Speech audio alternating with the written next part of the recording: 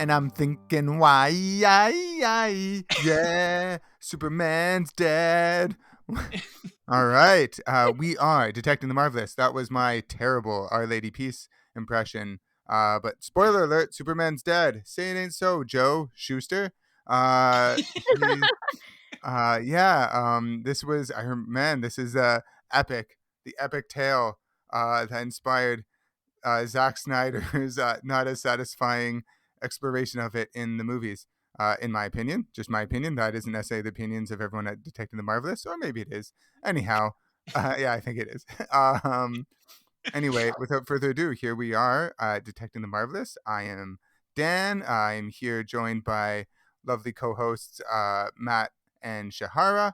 And today, Matt has chosen to discuss the death of Superman, the most ultimate, strongest hero ever, and how he died. Yeah, it's. I'm looking forward to this. It's going to be a fun conversation. Yeah, I'm really looking forward to this one. It felt Greek in the sense that we knew exactly what was coming. Like you Yes. could I mean, like, it's the title. I mean, there's no surprise. And I think that the drama of it is getting to that point and seeing what is it that actually gets Superman to eventually die. It was really cool to get into. So thank you for recommending it, Matt. That's such a good way of putting it. Like, it is like a Greek tragedy. I hadn't thought of Yeah. that before, but yeah, absolutely. Can you And tell I mean, that what? That's a really good insight. Like, because especially Yeah. since it's such a archetypal character, like that's what DC does, is these huge archetypes as opposed to Marvel's much more personal stories. To tell it in this sort of sweeping myth type of, like, masks and all of that, like Greek tragedy, and is a good way to do it. Yeah, Yeah. you're adding the class to the series already. Yeah. Why, thank you. My goodness. Would you think Yeah, that so shall Yeah? no, I was gonna say, shall we delve into the backstory, some of the history? Yes, and I hope that I did this justice. This is my first time doing history. But let me see. So Death of Superman is part of a three-story arc. The one that we explore today is called Doomsday, which was the first arc ending in, spoiler alert, the death of Superman by the hands of a monster called Doomsday. The following ones are Funeral for a Friend and The Reign of Superman. And this came at a point where they felt like people weren't buying as many comics, and they felt like Superman was a superhero that was at least taken for granted. So they wanted to change it up a little bit and ask the audience what happens if the Man of Steel himself were to perish. Because nobody is indestructible. Um, so this was edited by Mark Carlin. Sorry, nope, Mike Carlin. I'm gonna do that a lot. I'm gonna get things wrong. But it's okay. Editor Mike Carlin. And it felt like a bit of a crossover because there were a lot of authors that worked on this one, including Dan Jurgens, Louise Simonson, and illustrated by John Bagdanov, who have all worked together. In 1991, Simonson began writing for DC Comics, and she worked with John Bagdanov and Mike Carlin in launching the Superman title, Superman Man of Steel. So John Bagdanov created the character of Steel for that comic, and that's when they all came together. So a year later after that, sorry, I'm so nervous. I'm so sorry. But in Oh, you got Doing this. You great. got No, this. this is great. wait, in 1993, that's when they came together. It was Carlin, Dan Jurgens, another author named Roger Stern. There were a lot of authors that worked on this one, and they were the chief architects for the death of Superman. Where in the story he dies and then is finally resurrected. what I found interesting was that there was an animated series in 2018. Um, and I agree, it wasn't as great. I watched the trailer for it, and I found that they didn't use as many of the classic characters that they use in the comic. So instead of using the Justice League like Blue Beetle, Guy Gardner, Bloodwind, Maxima, and Ice, they had, like your typical like Batman, Wonder Woman, and Superman and the Flash. So I think that in the film they were going for the more recognizable heroes than what they did in the comics. So yeah, it was I found this one really interesting, and that's all I got for history today. But yeah. Yeah, it's an interesting period in comics because like again we've been saying a lot this like launch of the season. It was a low in a lot of like the DC was in trouble, Marvel was in trouble. This is where you get the licensing deals that like lost the Hulk and Spider-Man and the X-Men over at Marvel to stave off bankruptcy. You have DC throwing literally everything at the wall. But I mean they're going from strengths and weaknesses because I mean this actually came out of a pitch meeting for a cross media promotion with Lois and Clark, the new adventures of Superman, Oh, I Yeah. grew up on that where show. they got married in the show. That actually informed the comic book where they added their marriage. And then somebody joked during that pitch meeting because the Marvel method and the DC method are very different. Like the Marvel method is very compartmentalized. DC, they have editorial teams. So like Superman team sits together, Wonder Woman team sits together. So they collaborate. So you have a lot more cross pollination. Um, but somebody joked, "Why don't we kill Superman?" And they're like, "Yes." And it just sat on a board for like a year and a half or something like that. And then they like did it. And it's like it's interesting. It's interesting. Yeah. you And know. I didn't realize, like, as, you mentioned Shahara, that there was, like, this team of writers, like, that were like, it was, like, written by committee, so to speak. Because I guess they're, like they wanted to be like, "We gotta get this right," or something. Uh so it's such interesting to see that decision because I remember just all of a sudden as a kid being like, "What? They're gonna kill Superman? No, but it's not gonna be like they're actually gonna kill him," and then they actually kill him. And because then I remember reading Steel, uh, who was kind of inspired by the like John Henry Irons myth. That character, I read a little bit of his for a while, which was really cool. Um, and then yeah, they bring back Superman, and he becomes like an energy sort of being, a blue energy Superman for a little while, I think, and then they go back to like the classic Superman eventually. There were too many Supermen for a while there because they went from there only being one Kryptonian because that was the editorial direction at the time because they had like now they have the super family. So you have like Yeah, you have like a whole bunch of Kryptonians. But they and it kind of was like that coming out of the into the Bronze Age, out of the Silver Age where there's just like too many Kryptonians. So they're like, nope, Supergirl is now like a shape shifting blob lady. There's no other Kryptonians. Crypto the super dog gone. Speedy the super cat gone. Like they're all gone. And it's just Superman is the only Kryptonian. Um, but then in the reign of Superman, you had like Superboy Lex clone is introduced. yeah, Who fans of Teen Justice will know because that's where Connor Kent comes from. But you've also got Steel. You've got like Cyborg Superman with his mullet. yeah. You've got There like were like blue and four. red energy Superman Yeah, men. It was just there was like so there's four concurrent Superman titles. So it was like an overcompensation in a way. And again, mhm, this goes back to the '90s where excess like there's like these excesses in comic books that were just bananas. yeah. And they're trying to be like, "Oh, we gotta do, yeah, we're gonna shake things up," kind of thing, and Yeah, it's and like, that's "Oh, kind maybe of it's too shaken up." yeah, and that's kind of why I wanted to talk about these because it's an interesting pivot point because out of this we get some of the best Superman stories ever told. Like if this hadn't happened, I do not think we'd have gotten or I don't think we'd have got Kingdom Come. I don't think we'd have got Oh Superman for yeah. All Seasons, All Star Mhm. Superman. All of these happened because we had this hard reset where people were like, Superman, we can't tell stories about him. He's too overpowered. He's boring. But then you had people like this loss. It triggered these creators to go, no, we can tell really meaningful stories. Mm. If you just need to put in the work. And really like understand like what it is that like what are Superman's strengths and what are his weaknesses, Yeah, like that are more than just like, yeah, it's more than just he needs someone who's like stronger and can beat him up more.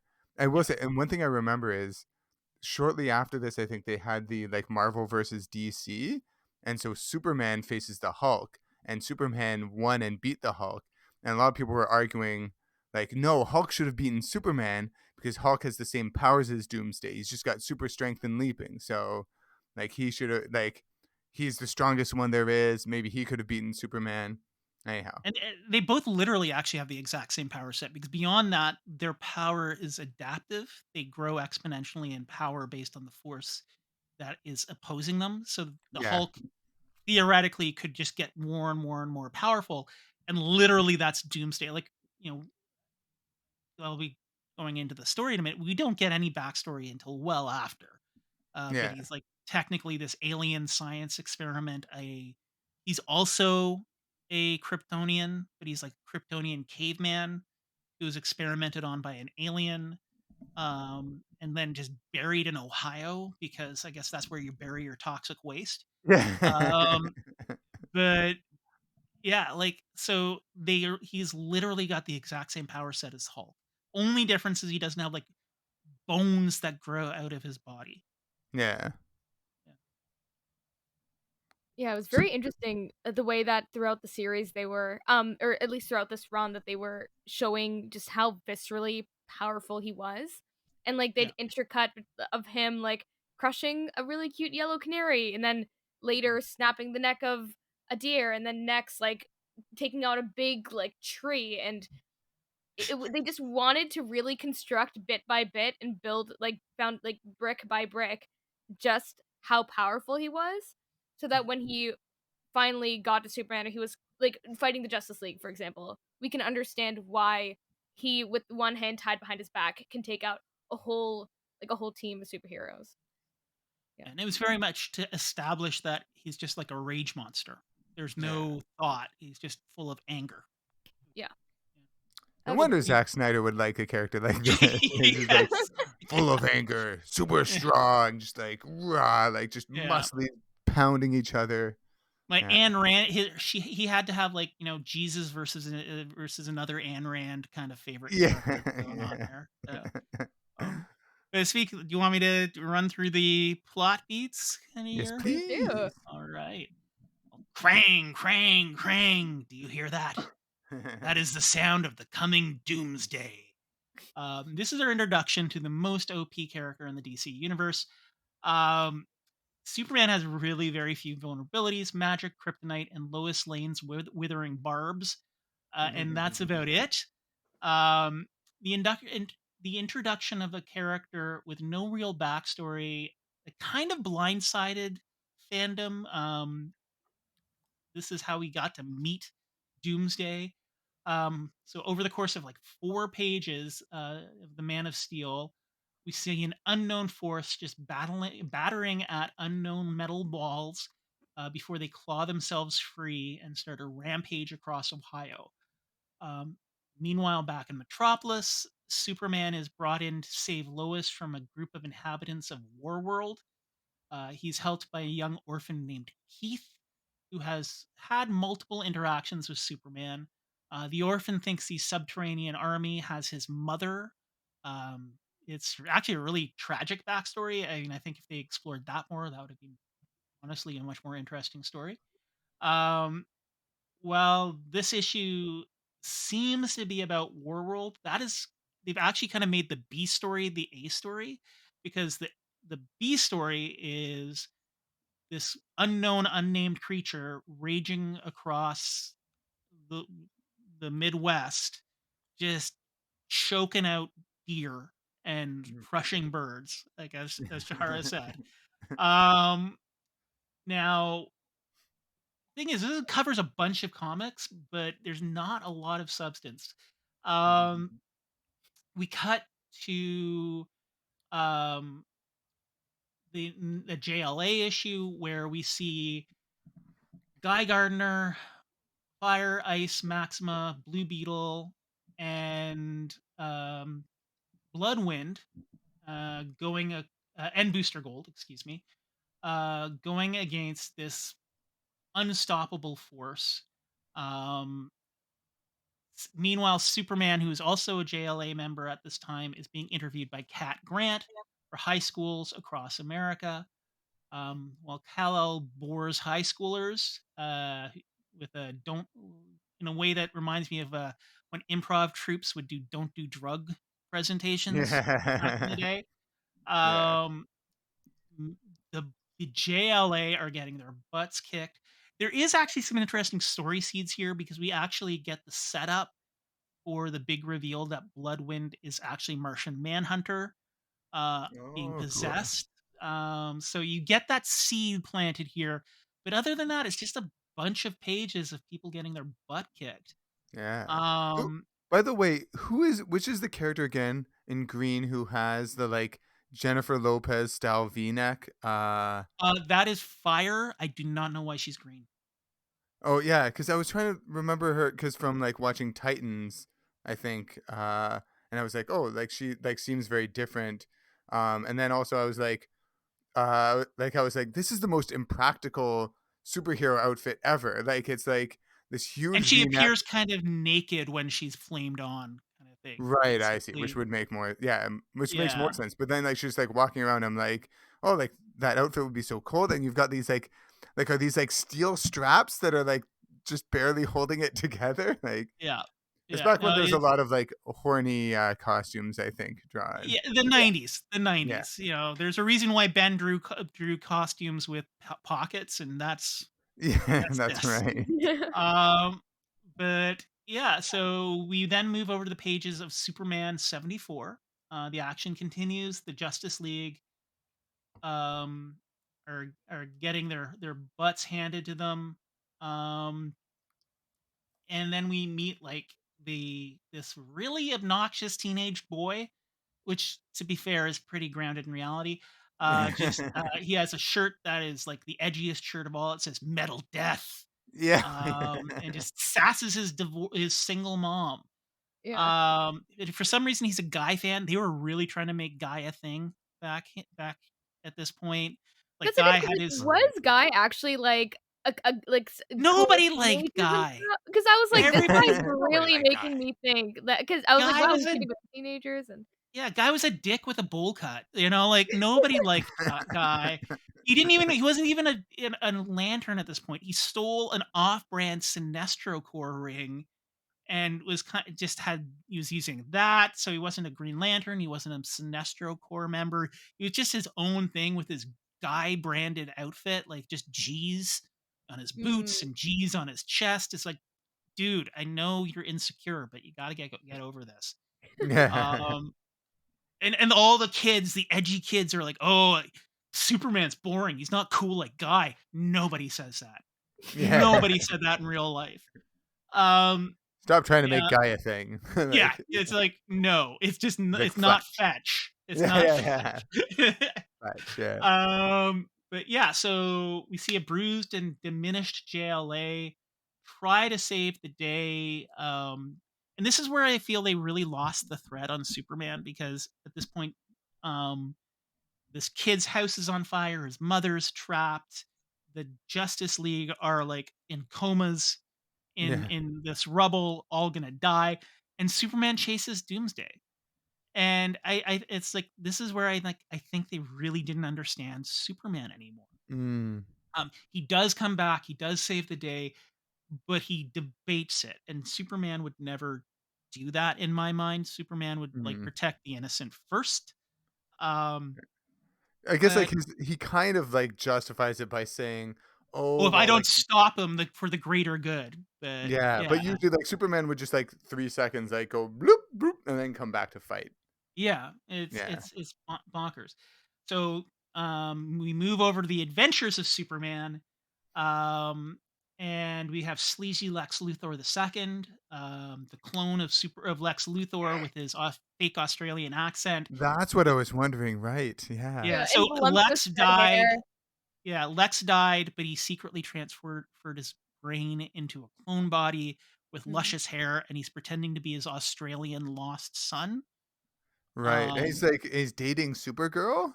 Yeah. Dating Supergirl, who's Yeah. now a shape-shifting blob, which brings up a whole bunch of questions about their personal relationships that I do not wanna get into. I'm sure there's a Rule 43 about it somewhere or something like Yeah. that, or 34 or whatever, I don't know, I'm not into Yeah. the internet rules, but, yeah, like, they don't really get involved, like, a lot of the heavy hitters are just not there. Supergirl's hanging back to defend Metropolis, but really because Lex wants Superman to get his butt kicked. Mhm. Um, Batman, where's he? Wonder Woman, where's she? Like, all these heavy hitters, they're just nowhere. We see a Lexmark get trashed, and then Doomsday sees an ad for wrestling and decides, "Oh, I gotta go to the wrestling match in Yeah. Metropolis," which he's never heard of before, but all of a sudden he's obsessed with. We cut back to Man of Steel. Um, and this is when Superman starts to really get serious because he's getting close to his hometown. Uh, and it's just smash, smash, smash. And, finally in issue 75, they just punch each other to death. There's no, yeah. So I'm not going to Yeah. editorialize. We'll save that for the roundtable, but that's it. They just punch each other for like 5, 6 issues of Mm. comics with some really questionable decisions in there. And Superman dies, and we get like a sad Lois Lane holding his Yeah. body. Yeah. Yeah. Yeah, That's For right. sure. Yeah, it's like yeah, because there's no like it's not like him doing because I had actually never read this before. I think maybe as a kid I was like, "Oh god, I can't read The Death of Superman. That's too yeah, much." But yeah, I was thinking maybe he'd do something like or if like someone who was really like maybe if Jeff Loeb or someone who was really into Superman wrote it like he like, takes Doomsday to the moon or something and then they both like die or like, doing yeah. something where he actually sacrifices himself that way. Whereas it is just sort of like they both like punch each other really, really hard at the same time and then That's die right. that way kind of thing. Yeah. So how did you both feel about it? Like, I mean, I think you could probably tell by how where I was going at the end how I felt about it, but what did you two think of it? It was the first time that I had read it as well. Um, and number one, I wasn't expecting like a Lex Luthor clone slash like Lex Luthor like the second, like chain like supermarket chain owning capitalist who's like dating Supergirl. Um, those were little surprises for me. Um, though the fact that she could have gone and helped and didn't, like little things like that were slightly inconsistent for me. Mm, But absolutely.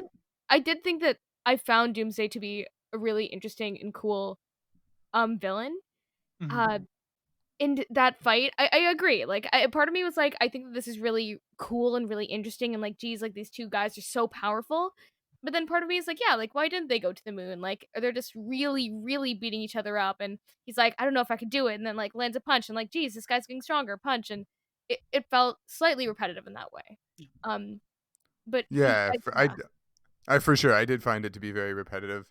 And also when I look at like later on other times where people do like deaths of major heroes, like the death of Captain America, which I thought was done in a much more impactful way, for example, versus this one.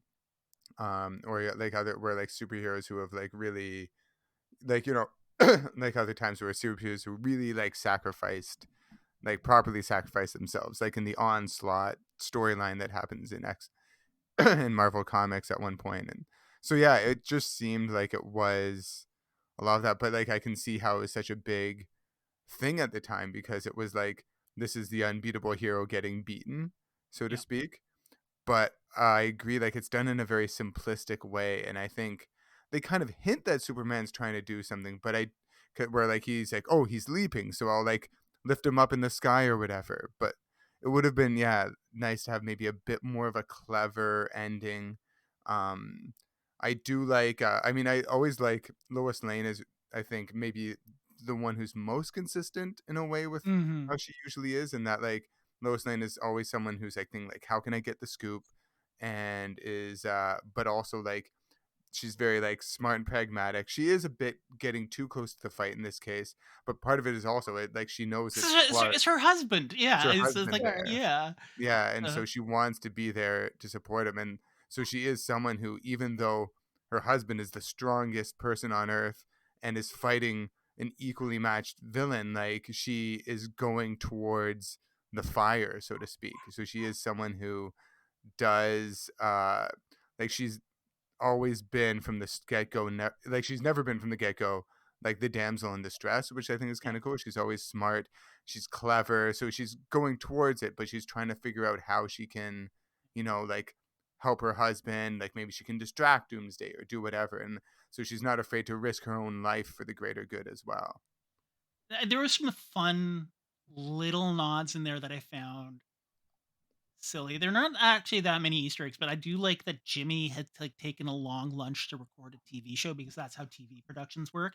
But Yeah. it's also a callback to like a Silver Age, one of his transformation characters, like because Jimmy turned into a giant mutant turtle creature, like a 10-story tall Right. turtle creature. And it's like basically him look like with the googly eyes and the shell and the exact same outfit that he wore as a giant turtle monster. So I thought that was fun, but it just felt really uneven from start to finish. Like Mm. you have like these call outs, like I can't remember the name of the super scientist, but it was like it's actually Superman's advisor just like wheeling a laser cannon up onto the roof because like Metropolis's super science community had to get in there somehow and Yeah. shooting lasers at him. It's like wait a second, okay, I know this guy's friends with Superman and he's a former Star Labs employee, but you should probably not have a giant super laser cannon just like hidden in his top floor apartment. Yeah. um and it's just really is like all over the place. Like I said, like the Cadmus, you have Guardian rolling up, who's like he's Captain America effectively, but like not like Superman level here. And they're like he'll get his butt kicked, but he has to do it anyways because he's part of the team. But it's just like it's just so weird. It's just like they're trying to weave so many threads in there. It just I think the thing is this story is the lesser story of the trilogy. Um, I think the next arc, where is the funeral, Yeah. where you get to see the impact, like what's his name? Keith is adopted by Perry and Alice White, and you find out his mother died of AIDS. Wow. So it's like, you have the impact on the league members. You have the and you kind of start to see the hints of that. I don't know if the versions that you guys read had this, but there's like a magazine stuck to the end. Yes, there is. Yeah. Um, it is weird. It is super weird because it's a mix of real interviews and fake characters. Like you'll have like gossip about Lex the Second, but then you have like the guy from Crash Test Dummies is quoted in it. And like they interview, like get a quote from William Shatner, Buck Henry from Saturday Night Live, like an actor. They have like him recounting a story about meeting Clark Kent, kind of thing. It's weird. But I Mhm. think and you got Penn Jillette, Sam Delaney, and William Shatner all on the same page talking about Superman. It speaks to the greater cultural impact. And that's why I feel like they did a disservice to both Superman and Doomsday. They were both deserving of a better Right. story, I think. I find it's interesting. So they interviewed Brad Roberts, who, yeah, from Crash Test Dummies, who has the Superman song, which I listened to a lot as a kid because I know my dad was a big fan of that. But then you've got Our Lady Peace with Superman's Dead, although maybe that song came out later. It Yeah, might be that let's song came out later. Um, yeah, but sorry, the keyboard clicking away. Let's yeah, see. get on it. Come on, Jimmy Olsen. 1997, 1997. So it Mm. came out after this. Right. So, and I guess that song was probably a reaction, partly like Yeah, inspired by that. But interestingly, there, Superman Canadian creation and two major like Canadian rock bands from the '90s doing songs about him. yeah, yeah. It's true. It's true. Um, and there's some like, yeah, it's an interesting, weird beginning. That it started as a joke kind of feels. I can feel that because it feels like Right. it's like it was a pitch meeting in a cross media platform integration conversation, and they're like, "We'll kill Superman." All right, and then there's no real thought Mm. beyond that. Um, but yeah, and it just felt a little bit cynical. But again, like I think the best thing to come out of that is the secondary media, the follow up stories. I think the reign of Superman was a bit much, but we get Steel out of that, Mm. who's a great character. We get Connor Kent, who is, I think, is a very interesting character, especially when he gets later on, and he gets and I love him in Young Justice. Like he's a very nuanced character. Um, it he the New 52, he plays a bit of a bigger part as well. Um, so I think is what this sets up, especially around the Elseworld stories that we get coming out after this, where people are like, no, we need to show you can write a good Superman story. Even the Justice League cartoon, um, I think drew from this and was like, Superman is there's depth there. Like the one of I love the DC animated universe, like the original, like Batman and Superman was okay. I've never been a big Superman fan, but the moment I fell in love with Superman was when he was fighting Darkseid in the series finale. And he has this monologue about how he lives in fear of hurting everybody around him because the world is made out of cardboard. Mm. And Right. Oh he can man. finally let loose and starts just wailing on Darkseid. And I mean, that doesn't beat Darkseid. Eventually, it's Lex with the anti life equation beats him, but it's still, you see the fragility and strength. And that's what makes Superman an interesting character. And you don't get that. Hmm. Yeah. Agreed. So, how do you both feel about like just Superman coming out of this? That's a really good question. I mean, in the entire time that I was reading it, it almost got to a point of what if he doesn't actually it kind of like young little Dan being like, is they're not going to kill him. Like I really thought like how like, are they actually going to? And I think that, like, in similar way that his monologue was when you started falling in love with him, I think the when felt like I understood Superman the most in this run was when he was getting interviewed and he was saying how he was scared that one day he's gonna face something that even he can't. And obviously that was just foreshadowing for what was gonna happen, but I felt like I got his insight, I don't know, into what that would be like. That's what I felt connected to Yeah, more. and because that is like that is more getting into the heart of who Superman really is and like what how he is like, he just wants to be able to protect everyone against the greatest villains, but also then similarly as Matt said, uh worried about hurting people. Um which is why then like that just big like punchy smashy Superman that you see when he leaves the family behind to go after Doomsday, or like in the movie Man of Steel where Superman's just like smashing through buildings and stuff like that, which is very, yeah, I feel like so counter to like the real Superman as being like this guy who is very like super strong but very fragile emotionally, because he's so worried, he has all these worries about not being able to save everyone, maybe hurting someone by accident, and not being able to, yeah, like stop the greatest, yeah, sort of violence. I think if they cut this story in half in page count, that would have made the difference Yeah. because it I was just agree. too much. It was too many.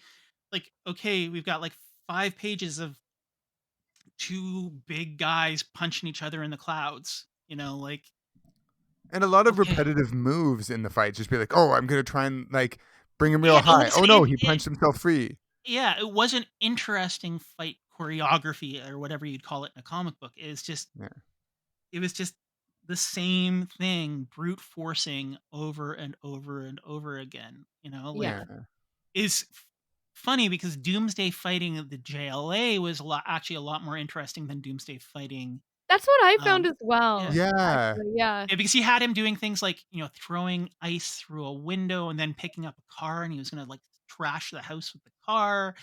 You had him dealing with like Blue Beetle and Booster Gold, and you had like so there's these different variations in the and trying different circumstances. strategies.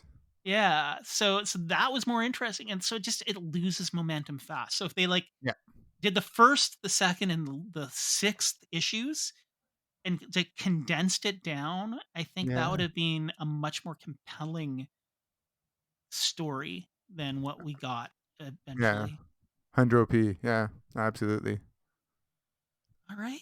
Well, Superman never made any money saving the world from Salmon Grundy. But we got to make some money, so I got to get going. But thank you to you both for listening to me rant. I think this is the first time it's been like a comic where it's been more critical. Let me just put it that way, Yeah, where it hasn't been I love this thing, where it's like I got a bone to pick. yeah, So and we're gonna hash it out here on Detecting the yeah. Marvelous. Oh, yeah. Yes. So yeah. So if you do both have like bones to pick with anything, bring them in because that's always a Mm. fun conversation. So it Yeah, doesn't have to yeah. be I love this thing. So yeah. But folks, come back. You never know what we'll be dissecting next. So thanks for listening. Thanks.